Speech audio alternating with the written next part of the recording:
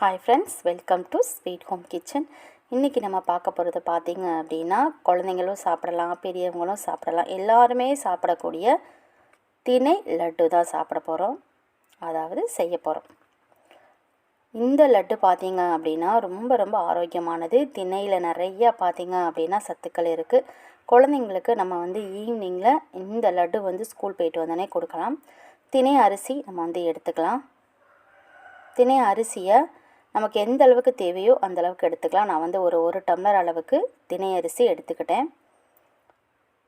நல்லா ஊற வச்சா மட்டும்தான் நமக்கு பார்த்திங்க அப்படின்னா நிறைய திணை மாவு நமக்கு கிடைக்கும். அதனால் நம்ம இதை பார்த்திங்க அப்படின்னா நான் ஒரு மணி நேரம் ஊற வச்சேன். ஃபஸ்ட்டு நல்லா அலசிடுங்க. திணை அலசும் போது ரொம்ப சின்னதாக இருக்கிறதுனால நமக்கு கொஞ்சம் கஷ்டமாக தான் இருக்கும். அலசின தண்ணியை அப்படியே வடித்து விட்றணும். வடித்து விட்டாலும் நமக்கு தண்ணி இருக்கும். அதை இந்த மாதிரி சல்லடை வச்சு நல்லா வடிகட்டி எடுத்துக்கலாம். தட்டில் நம்ம கையிலெல்லாம் ஒட்டியிருக்கக்கூடிய அந்த திணைகள் பார்த்திங்க அப்படின்னா காஞ்ச உடனே அதுவாகவே விழுந்துடும். அதனால் காஞ்சதுக்கப்புறம் பார்த்திங்கன்னா நல்லா பொறுன்னு வந்துடும்.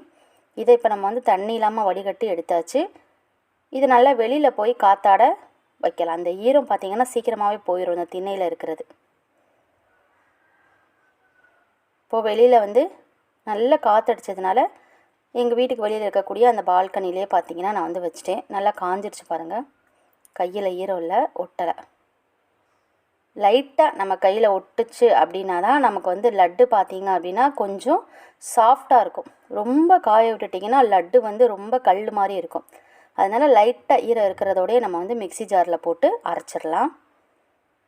இப்போ நம்ம செய்ய போகிறது திணை மாவு. 3 ஏலக்காய் வாசனைக்காக சேர்த்துக்கலாம். மிக்சியை பார்த்திங்க அப்படின்னா மீடியமாக வச்சு தான் அரைக்கணும். லோவில் வச்சே நம்ம ஒரு 3 சுற்று 4 சுற்று சுற்றிட்டோம் அப்படின்னா திணை மாவு நமக்கு கிடச்சிரும். இதை ஒரு ஜல்லடையை வச்சு நல்லா சலித்து எடுத்துக்கலாம். ஜல்லடையை வச்சு சலித்ததுக்கு அப்புறமா பார்த்திங்க அப்படின்னா நமக்கு கொஞ்சோடு இந்த மாதிரி இருக்கும். அதையும் திரும்ப மிக்சியில் ஜாரில் போட்டு நம்ம அடிச்சுட்டு கொஞ்சம் மாவு வரும். அதையும் நம்ம இதில் சலித்து கலந்து விட்டுக்கலாம். இப்போ இதில் பார்த்திங்க அப்படின்னா சர்க்கரை பாகு தான் சேர்க்க போகிறேன். 1 டம்ளர் அப்படின்னா அரை டம்ளர் சர்க்கரை பாகு சேர்த்தாலே நமக்கு போதும். கொஞ்சம் கொஞ்சமாக நம்ம அதை திணை மாவில் சேர்க்கணும். மொத்தமாக சேர்த்திங்க அப்படின்னா வெல்லம் சில நேரம் உருகும். வெல்லம் சேர்க்குறதுக்கு முன்னாடி ஒரு 2 கரண்டி அளவுக்கு நெய்யை பார்த்திங்க அப்படின்னா நல்லா சூடு பண்ணிவிட்டு வாசனைக்காக நம்ம இதில் சேர்த்து விட்டுக்கலாம். நெய் வேணும்னா இன்னமும் நம்ம சேர்த்துக்கலாம். நான் ஃபஸ்ட்டு கொஞ்சோன்னு சேர்த்துக்கிட்டேன். இப்போது சர்க்கரை பாகை எடுத்து வடிகட்டி இதில் நம்ம சேர்த்துக்கலாம். சேர்த்தாச்சு. இதை அப்படியே நம்ம மாவோடு சேர்த்து நல்லா மிக்ஸ் பண்ணி விட்ருவோம். கரண்டியை வச்சு இந்த மாதிரி நல்லா மிக்ஸ் பண்ணி விட்ருங்க. வெல்லம் நல்லா இலகிக்கிட்டே தான் வரும். அதனால் முடிஞ்ச அளவு கரண்டியை வச்சு இந்த மாதிரி மிக்ஸ் பண்ணிங்கன்னா இலக அதுவே நல்லா மற்ற மாவோடு மிக்ஸ் ஆயிரும். லட்டு பிடிக்கிறதுக்கு நமக்கு நல்ல வசதியாக இருக்கும். இப்போ பார்த்திங்கன்னா நல்லா மாவு ரெடி ஆயிடுச்சு. லட்டு நம்ம பிடிச்சிடலாம். பெரியவங்களுக்கு பெரிய லட்டு, குட்டீஸ்க்கு குட்டியாகவும் நான் பிடிச்சி வச்சுருந்தேன். இந்த திணை லட்டு வீடியோ உங்களுக்கு கண்டிப்பாக யூஸ்ஃபுல்லாக இருக்கும்னு நினைக்கிறேன். நீங்களும் இந்த லட்டு உங்கள் குழந்தைங்களுக்கு செஞ்சு கொடுங்க.